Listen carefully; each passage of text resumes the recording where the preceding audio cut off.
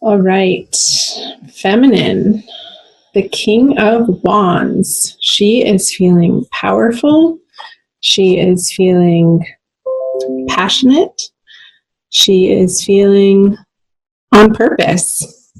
The king is elevated to his highest state of being able to express his most inner desires in a very effective way out into the world. And he's facing the masculine. So the feminine is looking in May towards the masculine energy. So that's either physically in a manifest form, like literally to another human being, or looking or expressing herself out in the world in a more masculine manner, taking action, taking the lead on projects or in any area of her life. Or she could be in communication with the masculine, being the one to initiate that in the month of May. Let's see where the masculine stands. The Ten of Cups in reverse. He is perhaps not feeling receptive. He's feeling like his hopes and dreams are a little shattered or lost or confused or sort of in a fog, not clear.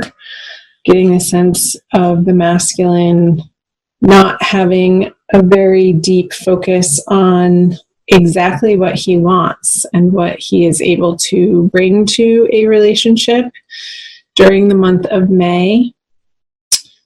And a little forlorn. I'm getting this energy from the masculine of a little bit of hopelessness, and not a lot of excitement or pushing forward with the Ten of Cups in reverse. Like his hopes have been dashed in some way. So let's keep reading, and the other cards generally illuminate these middle cards here. So let's see what's in his subconscious. The Page of Swords, the feminine has the Knight of Pentacles. So two people. Somebody else got the Knight of Pentacles in the feminine unconscious. There was an earth sign. It could have been Capricorn. I don't remember. Anyway, you might want to check out the Capricorn reading anyway. So the Page of Swords for the masculine in his subconscious realm is feeling a little bit fighty, a little bit aggressive, maybe like he's on edge about something in his world right now. And there's a sense of anger just below the surface that isn't even necessarily about anything to do with what's happening in the present. I feel like it's old stuff bubbling up to the surface right now that maybe he hasn't dealt with in a direct manner that could be affecting his everyday experience of the Ten of Cups being in reverse. So a little bit of aggression and sharpness with words and just his reactionary state is just right there. Like whoever's around him might feel like they need to walk on eggshells because any little thing can tip him off with the Page of Swords in his subconscious. It's sort of feeling this need of not wanting to hold back in his rash communications and just sort of letting it out however it's going to come out, with not much forethought or not a lot of planning or maturity around his communications. And him sort of feeling righteous in taking on that attitude. Pisces masculine. Well, or it's the masculine for the Pisces feminine. So let's move over here to the Knight of Pentacles in the feminine subconscious, what she's not aware of. I'm getting a sense of a little bit of agitation on her end too, but it's not in the thought realm. It's more of feeling like she's on shaky financial ground, or not feeling entirely stable in her career direction with the Knight of Pentacles in reverse in her subconscious. Like there's some sort of underlying lack mentality in May, it's not forever, that she's wrestling with, but not in a very direct manner. With the King of Wands, it's like she's taking a lot of action and she's blazing forward, but maybe unbeknownst to her, it's from a place of fear or worry or lack that she doesn't have enough, or she can't do it on her own. I was picking up in the other reading that I mentioned, I'm sorry, I can't remember which particular one it was for May, where the horse was upside down and the blackness of it, the shadowy part of it, caught my attention and brought my attention to it, where this earth sign younger male was sort of meddling with her at nighttime, or giving her some communication at night, or appearing in her dreams. Now that could be the case for the Pisces feminine as well. I'll look back, you guys, in the recordings that I've already done for May. I haven't done all of them yet, and I'll find that video and I'll post it in the description box for you, so you can cross-watch that. Because I feel like those messages are also going to be pertinent for you to take a look at.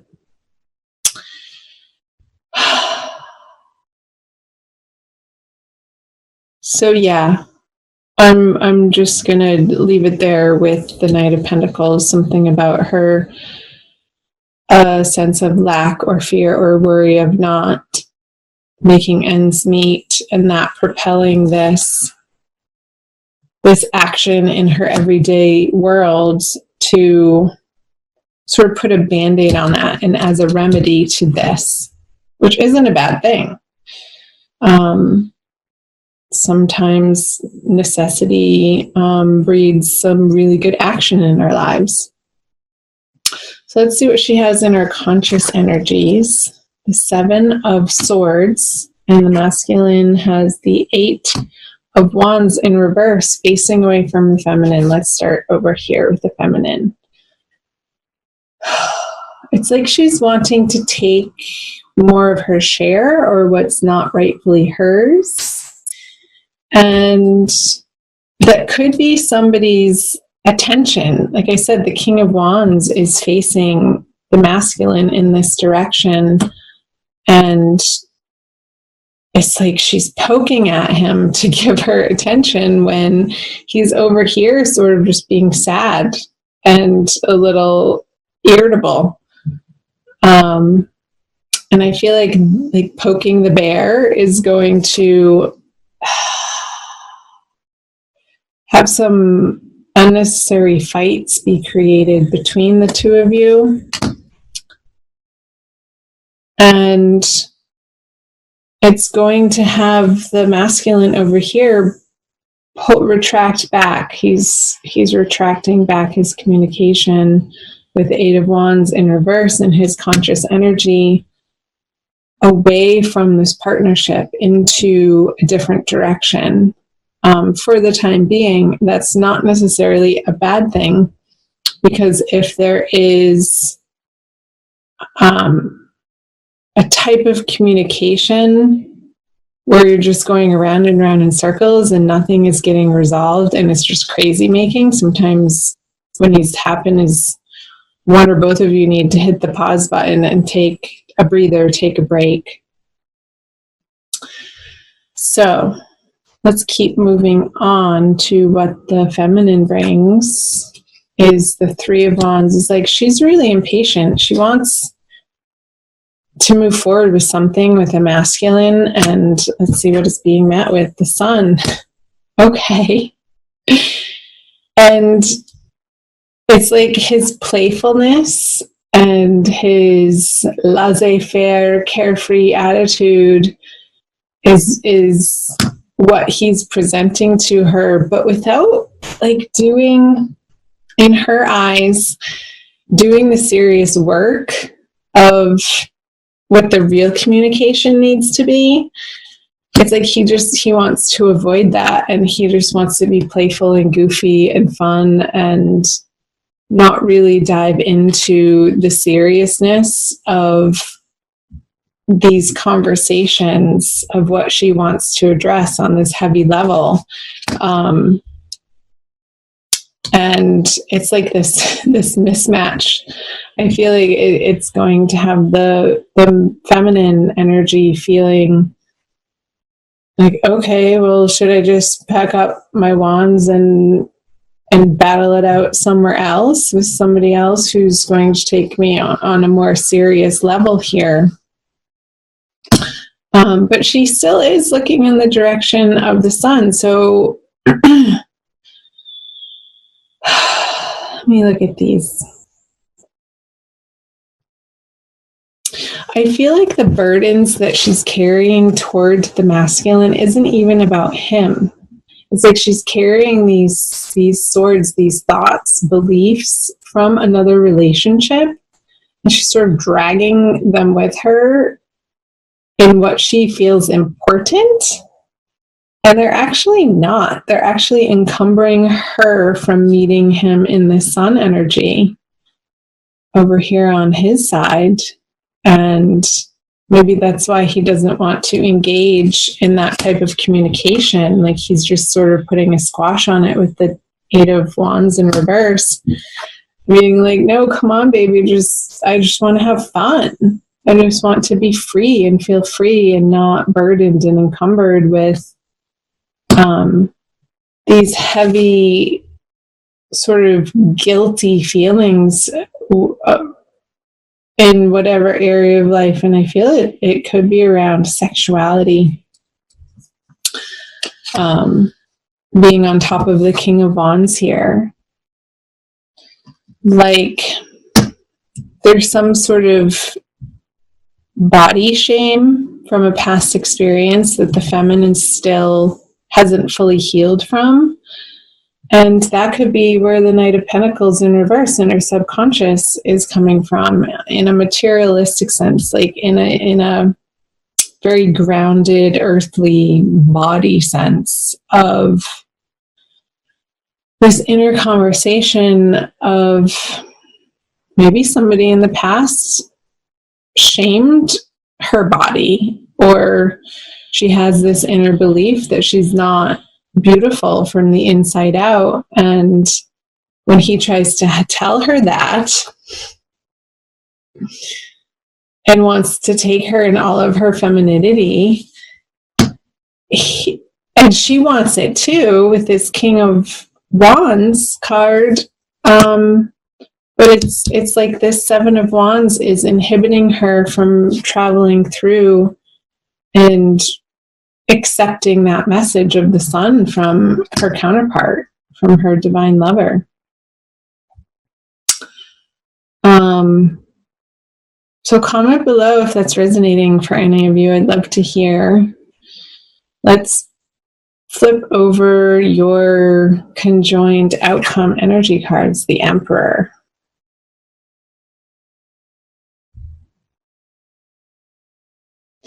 So I feel like you both want a certain amount of structure to the relationship. And it's almost like I want you each to rely on the feminine, to rely on this King of Wands energy, where you're very grounded and centered in your desires without letting the 7 of Wands conversation get in the way of that, and be able to move through the 3 of Wands towards the Emperor, meeting the masculine through the sun energy in his playfulness.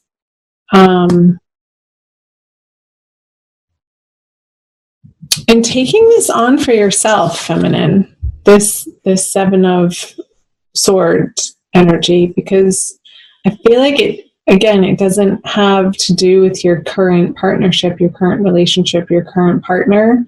Like, see how he's, I don't know if you can tell, he's looking in the other direction, pulling these swords with him. And it's like these two swords here are these two individual people from the past, and it's you and another person, and what you're bringing with you is all this junk that you don't need to. From this past, maybe even a little bit mentally and emotionally abusive relationship. And it sort of gunked up your thinking in a way that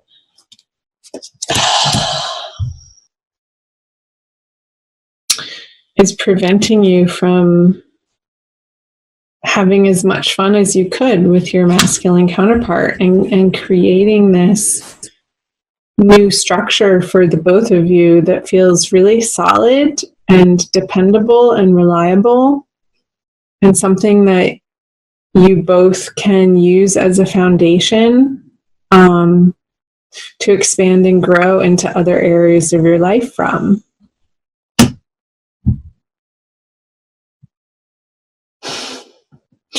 So I'm seeing the two rams here, to the two ram heads, and the amount of rock and stone and concrete, and how he's wearing his armor. It's like this stubbornness with each other this month, and you each putting your head down towards each other. And you know how rams sort of back away from each other, put their head down, and then charge and just totally smash into each other with their horns. I just got that image between the two of you. But it's almost like when that happens, a spark is created, and it dissipates some of the energy because you're putting it in a certain direction. And there's like this dust that's created, and something else comes of it that creates this cloud of smoke that can go up from the two of you. And each of you are bringing your own different mixture of elements to that alchemical combination. And it can create weather. It can actually create clouds in the sky that produce rain and snow and sleet and lightning, and all of these different possibilities together. And then I just got, when the two of you put your heads together without clashing, and you come into owning your individual power together, and you sit on your throne as a one solid unit, you get to crown yourself as the emperor of your relationship, the emperor of your communication, the master who is in control of what he or she is co-creating with another. And coming from that very, very, very internal, powerful place.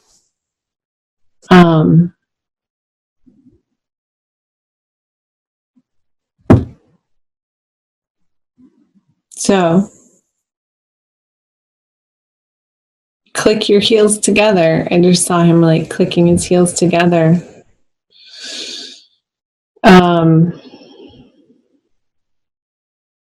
Wear red this month, Pisces. I'm seeing all of this red, the red shoes, hat, the cape, another cape, another cape.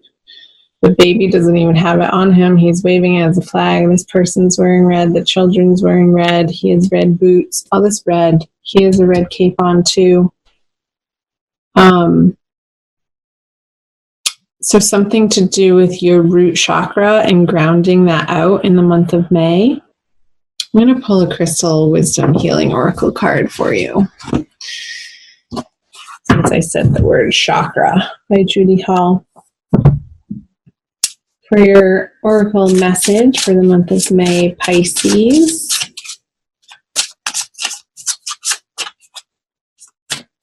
So conversations could be a little heated. Watch your words, watch your reactionary time. Take a breath before you speak and ask yourself, is this true in this moment, or is it triggering something for me? And if it's triggering something for you, then own that. Take responsibility for your triggers. Without pointing the finger at the other person. Be like, wow, that, whatever you just said right there, I know you didn't mean it in that way, but it brought this up for me. And that is authentic, honest, raw communication, where the other can then choose to meet you in their authentic way. But you have to start with yourself first, Pisces.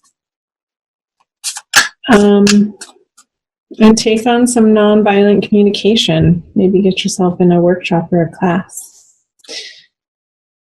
Whoa, I don't even know if I know how to say that. Rhodochrosite.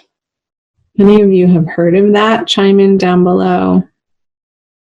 It looks like watermelon almost. Number 45.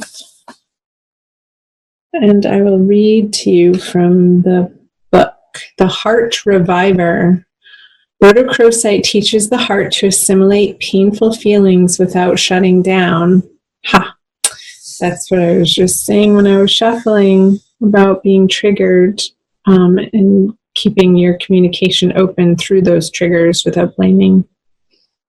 Dissolving denial and identifying ongoing detrimental patterns. It offers compassion, compassionate love, and forgiveness. You face the truth with loving awareness. Self-understanding. Deep down, you feel alienated, unloved, or unappreciated. A history of sexual or emotional abuse creates dis-ease. What was I saying here? And something about the body, in the body, for the feminine. Or you may have misused or feared your sexual power in the past. You may be repressing something you do not want to face.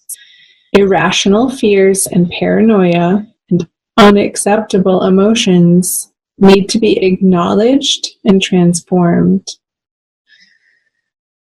I was definitely picking up that owning your sexual energy, feminine, in a more healthy, grounded, alive, empowered way. So healing some shame in May, I feel like is on the docket for you.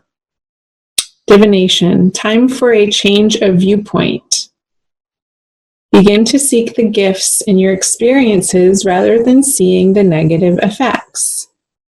Check out whether what you were taught in childhood is still relevant to the person you are today. And your healing insight for the month of May is releasing resentment from your heart creates well-being.